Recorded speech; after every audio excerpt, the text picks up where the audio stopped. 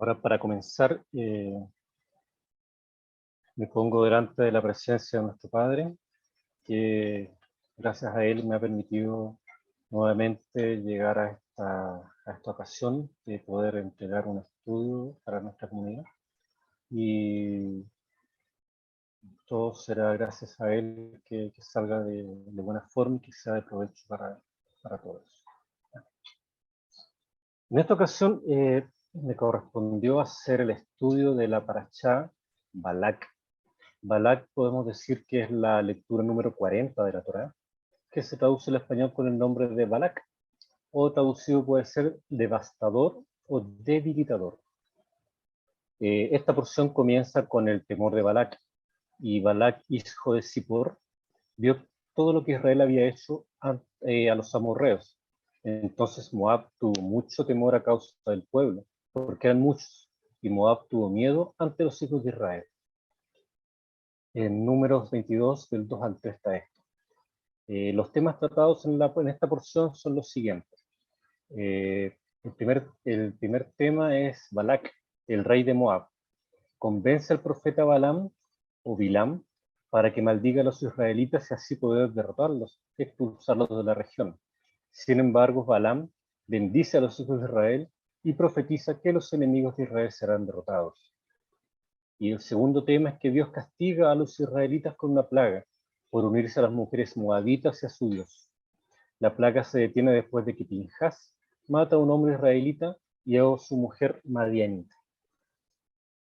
Después de leer esta porción, de escuchar a varios comentaristas que hablan de diferentes puntos de vista sobre esta parasha, me quedó dando vueltas una pregunta que hace uno de ellos, que dice: ¿el nombre de un malvado como título de esta parasha?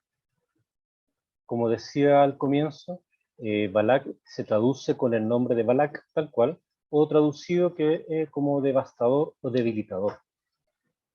El otro personaje que aparece en esta porción es Balaam, o también conocido como Bilam. Algo que me llamó la atención dentro de estos comentarios es que la Tanaj lo nombra como brujo o hechicero, no como un profeta. Dice que él representa a la serpiente, que se acerca como alguien que se puede mostrar como temeroso de Dios, que sigue su palabra, pero no es así. Esta situación la podemos ver un poco mejor, un poco más allá, realizando un juego no de palabras, un juego de letras. Por ejemplo,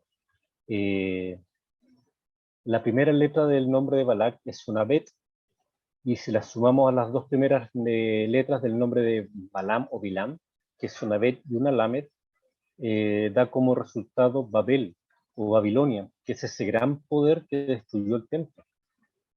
Y después, si tomamos las letras restantes, por ejemplo, de Balak, que serían una lamed y una kuf, y le sumamos las dos últimas letras del nombre de Balam, que es una A y una M, Am, las juntamos y se aparece Amalek, que es conocido como se dice, el archienemigo del pueblo de Israel. Él representa la fuerza del mal, de la mala inclinación. Amalek, después de escuchar a varios, como les decía, a varios comentaristas, podemos llegar tal vez al resumen, que Amalek representa las dudas, la incertidumbre que termina destruyendo nuestra vida espiritual. Incluso podemos llegar, no sé, no estoy hablando de nosotros, sino que en general el hombre puede llegar a dudar que existe un creador entre tanto caos. Esto nos lleva al miedo. Incluso lo podemos ver en este tiempo, sin ir más allá. Y este miedo nos puede llevar a la desconexión, incluso a la muerte. ¿Qué puede contrarrestar este miedo? Lo que contrarresta este miedo es cuando entendemos que el Eterno, que Hashem, que nuestro Señor, está ahí siempre, 100%. Siempre está pendiente de nosotros. De eso no debemos dudar. En esta parasha también podemos ver que a Hashem se le revela a Balaam, profeta de las naciones. Pero ¿cómo se le revela a él, siendo que Bilam era un hombre impuro, pecador? una parte del comentario del rabí Israel Bar Shem Tov, dice que Bilam solo podía ver por un solo ojo porque el otro estaba tapado. Él dice que Balaam pecó con cada uno de los miembros de su cuerpo, con todo su cuerpo, excepto uno, que era el ojo que no podía ver. Ese miembro de su cuerpo no estaba contaminado. Y dicen en su comentario que la santidad residió en ese ojo, porque por ese ojo no podía pecar, aunque quisiera, porque el ojo no veía. Y ese pequeño miembro del cuerpo que no pecó, le dio el mérito para ser profeta, pero de las naciones. Eso, si lo vemos de un punto de vista actual, podemos pensar que siempre hay una esperanza de que el Creador nos pueda hablar, tal vez en algún momento. Algo bueno debemos haber hecho para que tengamos ese mérito, aunque tal vez pensamos que no lo tenemos o no lo merecemos.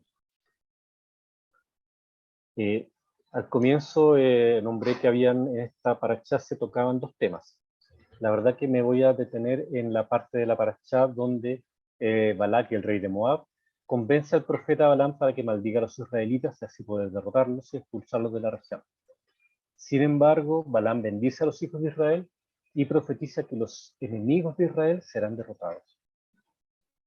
Acá podemos ver que si bien Balak era un rey, necesitaba algo más que su fuerza, tal vez del ejército, de las armas, para derrotar a Israel. Necesitaba algo espiritual para poder dañarlo.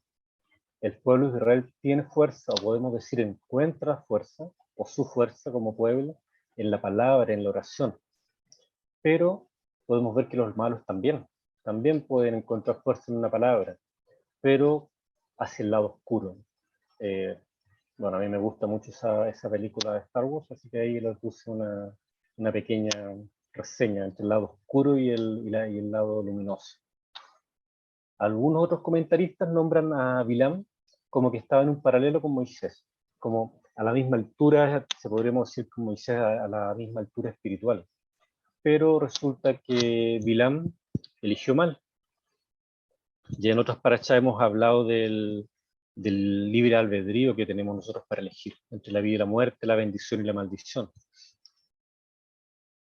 Ahora bien, por ejemplo, detengámonos un momento acá. Si algunos comentaristas dicen que Balaam está a la misma altura espiritual, por decirlo de esa forma, con Moisés, nuestro gran profeta, cuando comparamos las revelaciones que se le dan a Balaam con las de Moisés, podemos ver ciertas diferencias que voy a nombrar a continuación. Por ejemplo, Moisés es citado por Dios para una fecha, un día específico, para que Dios le hable. Mientras que Balaam solicita a Dios cuando él quiere, entre comillas, y Dios le responde en sueños. Moisés recibe revelaciones por parte de Dios de día y a vista de todos con señales de fuego y prodigios, mientras Balaam recibe revelaciones por la noche mientras duerme o en lugares apartados sin que nadie pueda comprobar si sus dichos son genuinos o no, son verdaderos o no. Las profecías de Moisés, que ya las hemos estudiado en algunas parachas anteriores, son claras, entendibles y certeras, mientras la profecía de Balaam es dudosa, insegura, incluso metafórica, o tal vez, como lo nombran algunos comentaristas, en forma poética. Aquí puse algunos ejemplos, por ejemplo, en el verso 9, dice, Dios le pregunta, ¿quiénes son esos hombres? Como si Dios no supiera. O Dios le dice que no vaya, pero luego le dice que puede ir cuando le ofrecen más dinero. Luego Dios manda un ángel a matar a Balaam por haber desobedecido su primer mandamiento de no ir con ellos. Claramente los mensajes que entrega Balaam son confusos, no son tan claros como los de Moisés. El Eterno habla a Moisés en medio del campamento, en el tabernáculo, donde estaban acampados, en los valles. En cambio, Balaam tiene que ir a lugares altos, en la cima de los cerros, para recibir profecía, donde nadie lo ve. Moisés recibe profecías que tratan de cómo llevar a las personas al arrepentimiento, hacia Dios, hacia volver a Dios, lo que tratamos de hacer en estos tiempos. Mientras Balaam adivina el futuro y quiere maldecirlos para que no tengan parte en el reino de Dios. Balaam usa artefactos de adivinación, como en la lectura se nombra, que él utilizaba agüeros, cualquier objeto que podía servir para la adivinación. En cambio, Hashem simplemente se presenta a Moisés sin grandes parafernalias. Dios le ordena a Moisés concerniente al sistema de los sacrificios, para que los israelitas no sacrifiquen en cualquier lugar, para que los Kohanim puedan sacrificar, y así restrinjan ese instinto humano de adorar a otros dioses o hacer cultos, especialmente en lugares altos, dicen los comentaristas. Balaam, por el contrario, va a lugares altos y ofrece sacrificios para tener el favor de Dios. Todo lo contrario. Moisés entrega la orden de no maldecir al pueblo, mientras Balaam insiste en maldecir y maldecir, pero no lo logra, como lo podemos ver, por intervención divina. Aquí claramente podemos ver, a la luz de estos ejemplos que citan, la diferencia entre uno y otro. Por un lado, la humildad. Moisés espera que el Señor, que Dios se le presente, lo llame, le diga qué día, qué hora y qué tiene que hacer. Mientras Balaam dice que él va y que cuando él lo busca, Dios le responde. Podemos ver la humildad y por el otro lado la soberbia. En la Biblia se dan otros ejemplos de Balaam. Por ejemplo, en Número 24:1, la lectura confirma que Balaam usa un método de brujería para recibir la revelación de Dios. Comillas, dice, cuando Balaam vio que agradaba al Señor bendecir a Israel, no fue como otras veces a buscar agüeros, sino que puso su rostro al desierto. Es decir, si él no hubiese visto que bendecir a Israel agradaba a Dios, él hubiera ido a buscar cualquiera de esos otros artilugios que él usaba para hacer sus hechicerías, sus magias, sus conjuros, tal vez.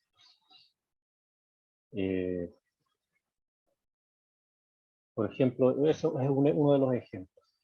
En sumatoria, ¿qué podemos decir? Que una lectura un poco más detallada de esta narrativa, de esta parashá, nos permite ver que Bilam no es un profeta como Moisés, pero que de una forma logra conseguir un estatus de profeta de renombre entre las naciones, porque recibe revelaciones divinas del más allá, pero a través de la adivinación. Eso, la verdad que al leerla por primera vez o en la primera lectura de esta parashá, de esta porción, y claramente la primera impresión es como que Balaam es un ser bueno, positivo, que se comunica con Dios, que Dios se le revela. Pero yendo más al fondo, estudiando, escuchando, mejor dicho, a rabíes, a comentaristas que tienen un estudio mucho más acabado, podemos ver que es todo lo contrario. Como les decía recién, Hashem nos dio el libre albedrío, como ya otras veces lo hemos visto. Podemos elegir entre el bien y el mal, entre la bendición y la maldición. Y aquí claramente Bilam, este personaje, eligió la parte negativa, no la parte positiva. Podemos ver que incluso hay mucho en esta porción, hay mucha importancia de la palabra, más que de la fuerza bruta. Porque en parte de algunos versículos, Balak le dice a Balaam, yo sé que a quien tú bendigas será bendito, y a quien tú maldigas será maldito. Así como lo vimos en la parashá Lej Lejá, con nuestro patriarca Abraham, que donde Hashem le dijo que el que te maldiga será maldecido y el que te bendiga será bendecido. Aquí podemos ver que el Eterno no le permitió a Balaam maldecir a su pueblo, aunque a Balaam aceptó finalmente la invitación de Balak para ir a hacerles el mal. Fueron 2 o 3 veces que lo fueron a buscar y él les pedía que le reunieran cosas, hizo altares, pero una vez que estaba ahí, y altares, sacrificios, pero una vez que estaba ahí, Dios no le permitió maldecir a su pueblo amado. Acá podemos ver que esta raíz recibe el arte de escuchar lo que queremos oír. Tenemos que escuchar lo que realmente nos quieren decir, o simplemente empezamos a traducir lo que oímos, lo que nos conviene o solamente lo que nos beneficia. Como se dice, empezamos a tomar solo lo que nos está a favor nuestro. lo que nos perjudica, lo que no queremos, eso no lo escuchamos. Oímos, pero no escuchamos. Tenemos que poner mucha atención a nuestra realidad interna. Nuestra introspección debe ser lo más sincero posible para entender dónde debemos mejorar, dónde debemos corregir nuestra actitud, nuestra actitud diaria, para mejorar nuestra vida y nuestra relación con Dios. Retomando un poco el relato, podemos ver que Hashem no le permitió a Balaam maldecir a su pueblo amado, aunque él aceptó la invitación de Balak para hacerles mal. Podemos, como les decía, podemos ver que Balaam escuchó e hizo lo que él quiso hacer, a pesar de que Dios le dijo, no vayas. Pero él aceptó las otras dos invitaciones hasta que fue. Finalmente, si leemos el resto de la porción, él se devolvió, se fue sin riquezas porque no pudo maldecir.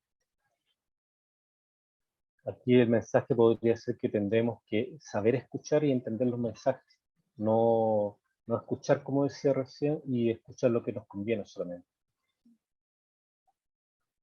Y bueno, se cumple un poco la frase que al final una maldición terminó siendo bendición para el pueblo. Al final todo es para bien.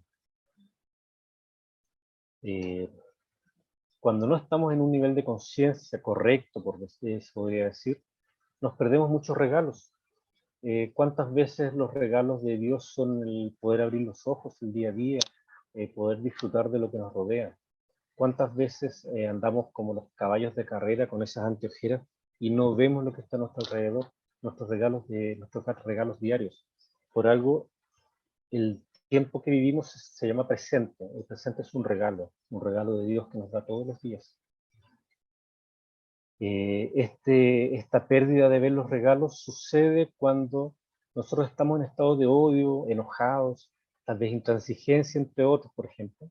Estamos ciegos, vamos a estar caminando ciegos, a ciegas, perdón.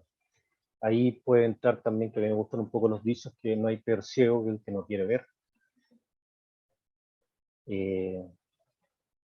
Podemos ver ya en ese tiempo el poder que tenía la palabra. El relato dice que un rey mandó a buscar una persona, a pesar de que era rey, solo para que a través de su palabra maldijera a otra persona o a otro pueblo entero, en este caso Israel, porque le temía, por lo que había pasado cuando salió de Egipto, siendo que el pueblo de Israel estaba acampando tranquilo, sin hacerle mal a nadie. El rey tuvo miedo y quería hacerles mal. Finalmente en el relato podemos ver que Bilam finalmente igual les hizo mal, tal vez no pudo maldecir al pueblo a través de su palabra, de su hechicería, de su magia, pero sí le dio cierto consejo a Balak y a su pueblo de que buscara por otro lado el hacerle mal al pueblo de Israel, y finalmente lo consiguió a través de que se mezclaran con las mujeres del pueblo, las madianitas, y fueran y se postraran delante de sus dioses. Por eso hay que tener cuidado con la palabra, con lo que decimos. El poder de la palabra es grande, es fuerte, pero detrás de algo malo, si estamos en buena sintonía, como dije recién, todo lo malo puede ser transformado en una gran bendición. Tenemos que tener claro el quejarnos siempre, el no disfrutar el día a día, el despertar, el agradecer por tener un trabajo, por estar sanos. Todo eso nos puede llevar a un estado de conciencia incorrecto y perdernos tantos regalos que podemos ver día a día. Tal vez nos perdemos regalos con las personas con las que vivimos, con las que compartimos el trabajo a diario, estando en un nivel de conciencia o de vibración, como dicen algunos, alto, un nivel correcto, de poder darnos cuenta de lo que decimos y escuchar el mensaje correcto que nos quieren dar. Tal vez podríamos disfrutar mucho más de estos regalos que nos da Dios todos los días.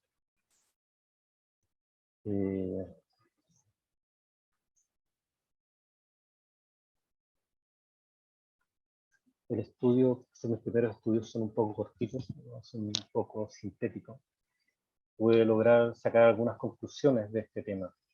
Que quizás la enseñanza más importante de esta parashá, de esta narración de la Torá, es que sin importar que Balaam, en este caso, era el adivino más reconocido de las naciones, sin importar que tuvo todos los artefactos a mano para poder hacer daño, artefactos de adivinación, digo, y además que el rey Balak le ofreció que podía tener todas las riquezas que él le podía dar, incluso teniendo la revelación que Dios le dio, el Eterno no le permitió tener un poder absoluto para maldecir a su pueblo, para hacerle daño.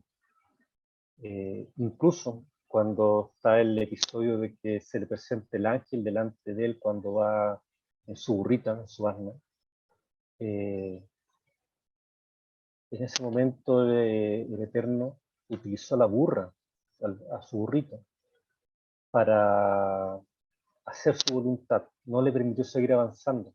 Así, para Dios nada es imposible. Puede, en este caso, en el relato, utilizó la boca de su burra, de su asna, pero puede utilizar la boca de cualquiera de nosotros para advertirnos y para que realmente hagamos la voluntad de Él y no la de nosotros. Debemos saber escuchar y escuchar el mensaje claramente. Tenemos que tener abierto todos nuestros sentidos para poder realizar esto, para poder escuchar, porque es diferente oír y escuchar. Podemos oír muchas cosas, pero hay que escuchar el mensaje. Hay que saber leer las señales del mundo. En este caso, en la parashá, algunos comentaristas decían que el mundo estaba representado por la asna. Hay que tomar una pausa en este mundo tan convulsionado, tan rápido, que todo avanza tan rápido. Tomemos un respiro, podemos tomar una pausa para poder entender los mensajes. Como ahora, en Shabbat, hacemos una pausa en nuestra semana laboral, en nuestra semana que, por ejemplo, la mía, unas semanas de mucha vorágine, mucho trabajo, y es reconfortante hacer esta pausa. Por ejemplo, también otros comentaristas dicen que la burrita pudo ver al ángel antes que Balaam, y lo interpretan como que siempre tenemos la supervisión divina en este mundo. Tal vez nosotros no la vemos, pero en este caso el mundo siempre está supervisado por Dios. Nosotros tenemos que tener claro, como les decía recién, que la palabra tiene mucha fuerza. Tenemos que tener en cuenta que nuestra palabra va decretando lo que vamos viviendo. Cuidado con lo que decimos, es un mensaje que me quedó grabado. Ay, qué flojera tengo hoy día, no quiero ir a trabajar. Después no andemos llorando si nos falta el trabajo. Ya vamos a tener flojera, pero no vamos a tener un trabajo donde sí tenemos que ir y que nos da el sustento diario. Otra vez está lloviendo, otra vez hace calor. Disfrutemos esos pequeños regalos que tal vez en la vorágine de esta vida tan rápida no nos damos cuenta. Sintamos el aire en la cara. Son regalos que tal vez ya lo damos por sentado, el abrir los ojos, el tener algo que comer, el tener un trabajo. Empecemos a valorar todo eso y cuidar nuestra boca. Tal vez no hay que abrirla tan seguido, pero sí abrirla para decir cosas buenas. Y tener en claro el mensaje que decía recién, que podemos transformar una maldición en bendición o viceversa, con el poder de la palabra. Y un último mensaje, que la transformación del mal en bien, yo creo que ese es el tema secreto que tenía esta parashá. Tenemos que tener en cuenta eso. Shabbat Shalom y muchas gracias por escuchar este estudio. Shalom.